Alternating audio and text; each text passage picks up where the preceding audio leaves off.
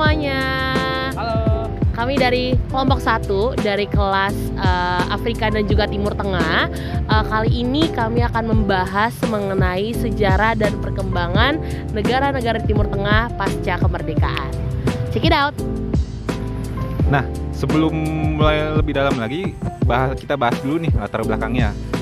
Jadi wilayah Timur Tengah ini identiknya sama peradaban-peradaban kuno.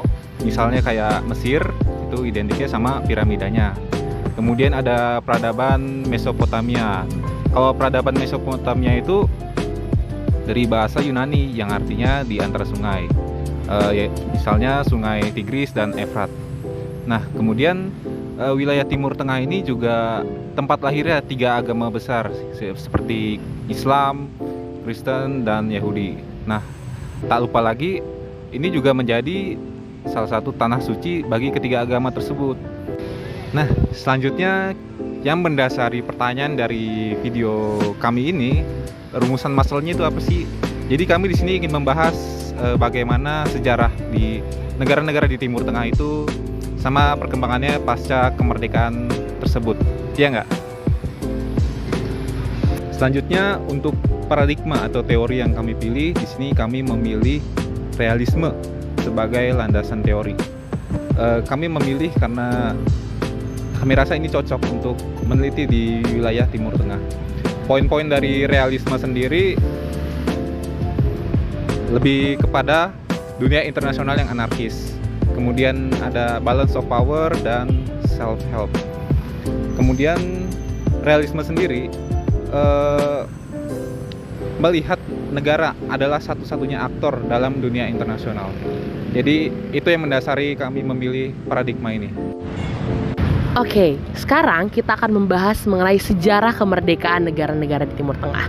Kira-kira apa sih yang membedakan sejarah kemerdekaan dari negara-negara di Timur Tengah ini? Nah, sejarah kemerdekaan negara-negara di Timur Tengah ini, teman-teman, dibedakan dengan 3 periode berbeda. Nah, periode pertama dari tahun 1920 hingga 1930, periode kedua dari 1940 hingga 1950, dan periode yang ketiga dari 1960 hingga 1970. Check it out. Kita masuk dalam periode yang pertama. Nah, periode yang pertama ini, teman-teman, tentunya diwarnai dengan berbagai kemerdekaan negara-negara di Timur Tengah. Nah, tapi aku di sini akan mengambil 2 negara, yaitu yang pertama ada Turki, yang kedua ada Irak. Nah, apa sih yang membedakan kemerdekaan Turki dengan Irak ini? Nah, kemerdekaan Turki ini ditandai dengan 3 hal, teman-teman. Yang pertama, adanya perjuangan kemerdekaan dari Mustafa Atatürk yang dirinya itu resah karena terdapat sekutu di dalam wilayah Turki. Lalu yang kedua, akibat dari kalahnya Kesultanan Utsmaniyah dalam Perang Dunia Pertama mengakibatkan sekutu-sekutu ini akhirnya berada di dalam tanah Turki. Nah, sekarang yang ketiga, apa sih hasil dari perjuangan kemerdekaan ini? Nah, hasil dari perjuangan kemerdekaan ini adalah runtuhnya Kesultanan Ottoman.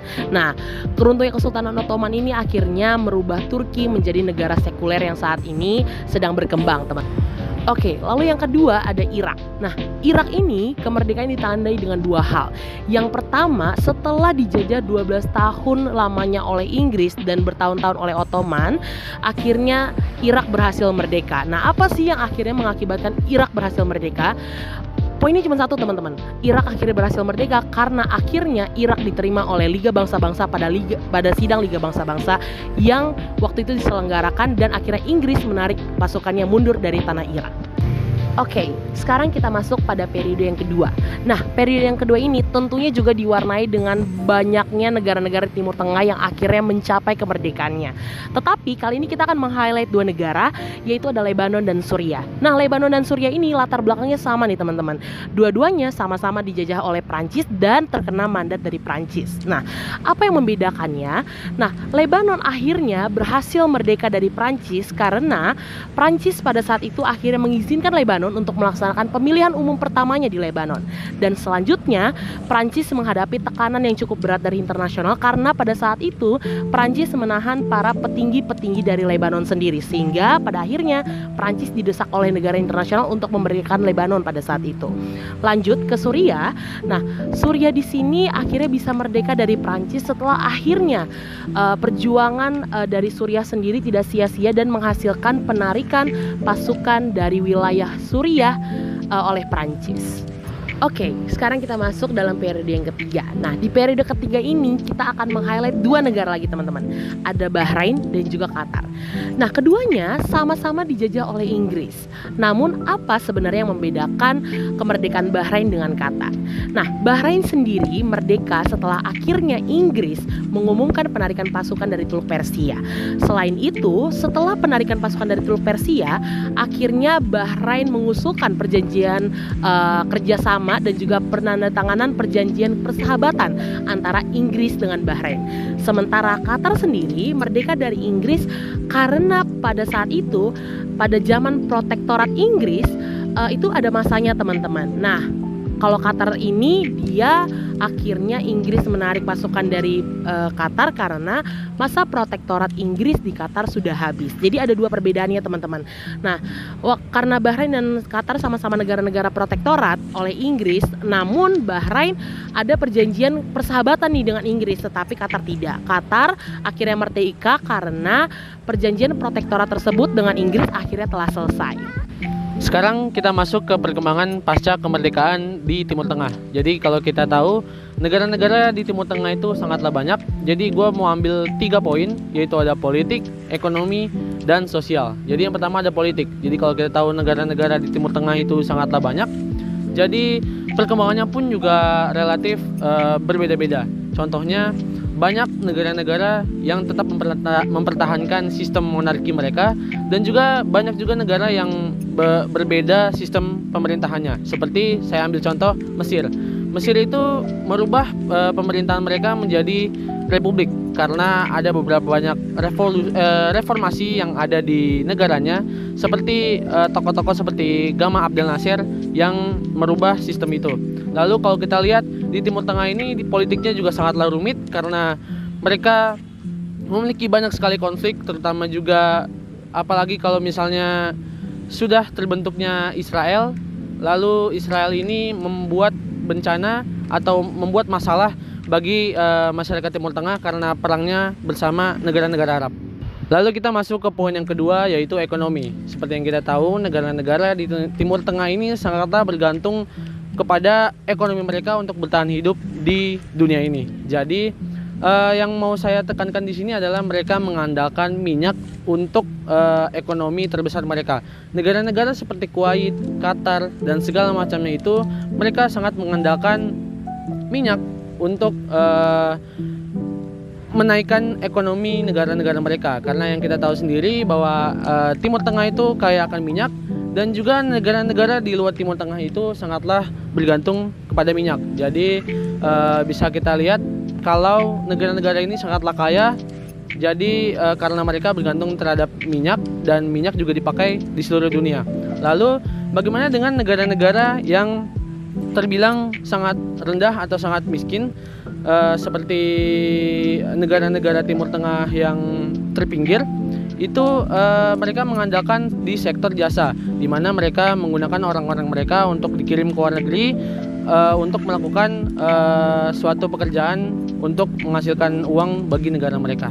Kita masuk ke poin yang ketiga, yang terakhir adalah perkembangan di bidang sosial, di mana perkembangan ini sangatlah kontroversial dan sangatlah rumit karena memang banyak sekali masalah yang terjadi di Timur Tengah dikarenakan kondisi sosial mereka. Di mana kita tahu sendiri sekarang sudah masanya globalisasi, berbagai teknologi sudah masuk juga ke belahan-belahan dunia lain, termasuk juga sudah masuk ke Timur Tengah, di mana modernisasi dan banyak sekali perkembangan yang ada di dunia ini membantu Timur Tengah untuk merubah gaya sosial mereka, termasuk kebudayaan dan apapun yang terjadi di negara mereka tersendiri. Tentu itu membuat kontroversi bagi sebagian masyarakat yang ada di Timur Tengah, dan kemudian membuat suatu pergerakan yang bisa kita sebut ISIS ataupun Al-Qaeda atau semacamnya, yang membuat Timur Tengah ini menjadi kontroversial dan menimbulkan banyak masalah dikarenakan mereka seperti ISIS atau Al-Qaeda ini menolak modernisasi dan tetap untuk mendukung perkembangan Islam yang terjadi di kawasan ini. Oke, sekarang kita masuk ke dalam kesimpulan. Nah, kesimpulan yang pertama akan menjawab pertanyaan penelitian kita.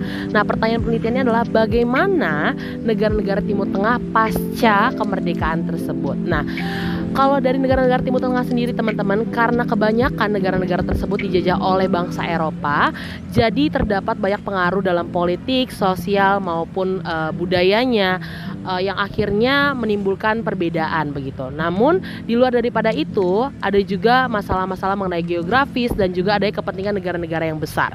Nah, sehingga dalam proses kemerdekaan ini menjadi negara yang sekarang itu tentunya banyak mengalami perubahan yang cukup berdampak terutama dalam geografis. Apabila kita lihat juga contohnya adalah salah satunya Kekaisaran Ottoman yang dahulunya luas sekarang menjadi Turki yang sekarang tunggal dan negara-negara lainnya yang sudah terpecah akibat penjajahan dari Eropa. Nah, untuk keterkaitannya dengan teori atau paradigma yang kami pilih yaitu realisme, salah satu asumsi realisme tadi yang sudah saya sebutkan, negara adalah satu-satunya aktor dalam dunia internasional. Nah, maka dari itu kami pikir dari penelitian ini dengan menjelaskan sejarah lewat paradigma realisme ini itu sudah cukup untuk menggambarkan bagaimana perkembangan dan sejarah negara-negara di Timur Tengah pasca kemerdekaan. Demikian. Oke, teman-teman, mungkin kurang lebih segitu aja penjelasan mengenai sejarah dan juga perkembangan negara-negara Timur Tengah pasca kemerdekaannya. Kurang lebih sekian dari kelompok kami. Terima kasih. Dadah, bye-bye.